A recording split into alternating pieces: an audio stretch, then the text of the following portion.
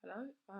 I thought I'd do an update on how things are going in terms of my experience with GenderCare going privately in the UK.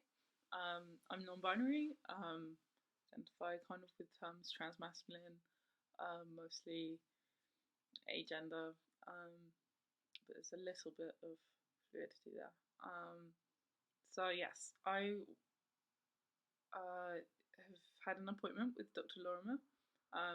He was lovely. He seemed very knowledgeable. He did ask quite a few kind of gatekeeping questions that are a bit uncomfortable, and you kind of lay on this whole thing of like, yeah, when I was a kid, I was always a tomboy, and I didn't like girl things. I have more dresses, blah blah blah, and it's kind of ridiculous that you have to, but it just feels a lot easier if you kind of go with the narrative that you know that they or people who would be criticizing their work would understand, I suppose, as um, being the narrative that they want you to have had. He was super, super lovely. Had a really nice time. My partner came with me to the appointment, and it didn't feel like anything particularly formal. Even we just had a chat, and um, yeah, it was a really good experience for my first appointment. Um, and so I was very excited to have my second appointment with Dr Lenihan, which unfortunately I had to go to by myself as I messed up the timings, and my partner had to go back to work. So um, yeah, I found her very intimidating. I'm not gonna lie.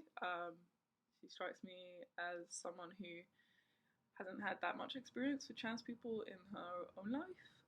That might be a complete assumption, but maybe she knows older trans people, but she doesn't seem very up on non-binary.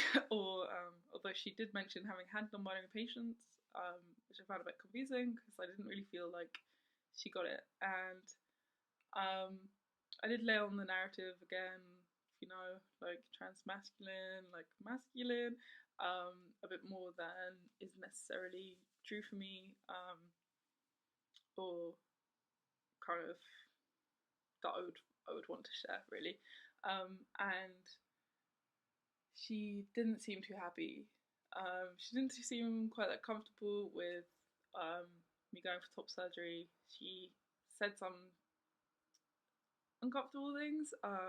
So for one thing, she asked what my school experience was like, and I talked about being bullied for being masculine. Like that's literally the word they used. They would call me a man and say I was masculine, and the difficulties I had with that.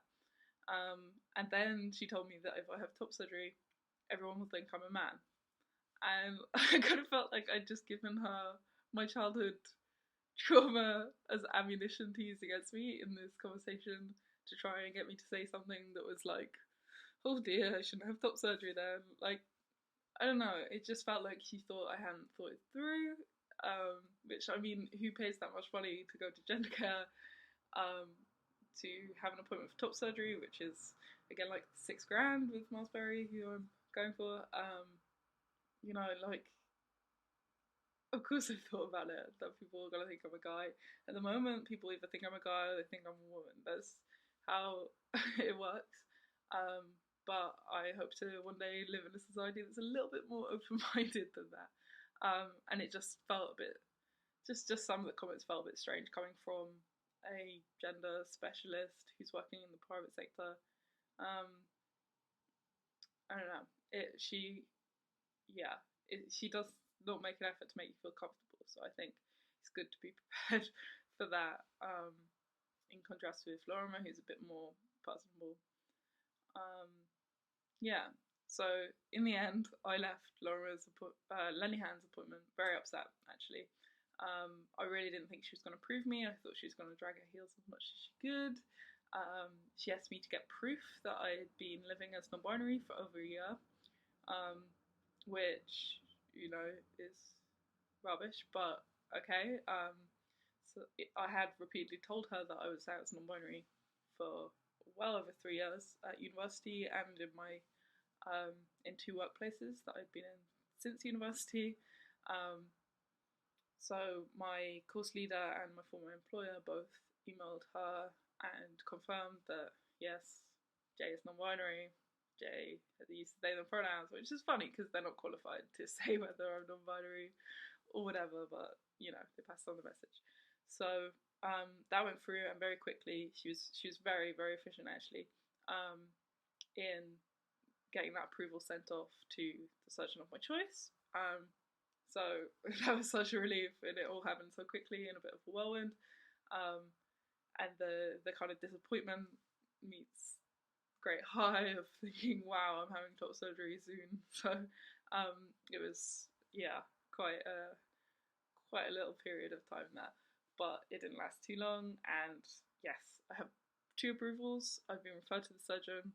I have a consultation date now, and I'm hoping that I can get surgery in July or August because that means that I don't have to put off going back into work um, because I'm currently in Germany for 3 months. So I get back at the start of July, and if I was to have surgery in September, then I need to find a job for, but knowing that I have to have surgery, and I don't want to push back my work because I need the money. So anyway, yeah, I'm hoping like early July would be amazing, but I'll find out on the 29th of this month of May. So it's in 12 days, which is really exciting. Yeah, I don't think anything else comes to mind. I should say that though it says on GenderCare website that they will only talk about one thing in each appointment, so either top surgery or hormones or bottom surgery or whatever else you might be talking about. They were actually much more open to extra things than I thought. So I went there with the intention of talking about top surgery. That was my absolute priority. And I did not want them to be distracted from that. I did not want them to delay it at all.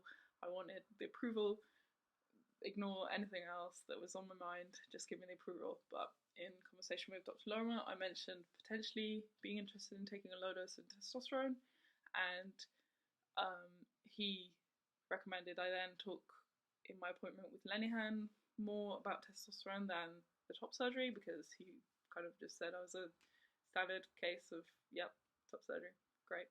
And so that was quite straightforward and just more conversation about dose of T and Y and changes I want and that kind of thing should happen with Lenihan.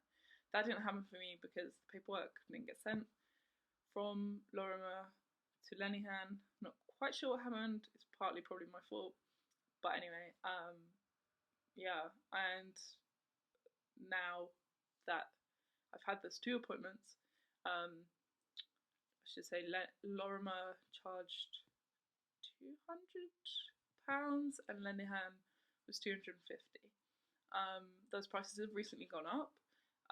There's some changes, and Lorimer's list is currently closed. But if you can get an appointment with him when it opens, I highly recommend. If you're going with GenderCare, Lorimer is a complete babe, and yeah, a good guy, I think. Not to say like he's got this perfect knowledge of being trans or being non-binary, as I would assume he's cis himself, but he just seems a bit more on it than other people that I've encountered. So it's a shame that his list is closed, but hopefully they'll be up and running again soon. Yeah. So by the end of those 2 appointments, I have my top surgery referral. I have two referrals which you need in the UK, and I also I'm able to take testosterone if I like. That's all sent off. A letter was sent to my GP, so that's for me to work out with my GP now, and that will be on the NHS that I will get my testosterone prescriptions if I want to go down that route. So that's great because everything's in place, and it's up for me to decide when and where and if I take those routes. So for me personally, I have my surgery consultation with Miles Berry. I chose him because I've seen some really great results, some really neat scars, some really straight lines, which I like, instead of the kind of curve under the pecs, which I'm not wanting for myself. I've also seen his results where he has done double incision but with no nipple grafts, and really liked the outcomes of those. So I'm looking forward to meeting him and talking through my options and what he thinks my test could look like. So that's exciting, and I will do a video to update you when I've had that. So yeah, that's GenderCare so far. Thank you, bye!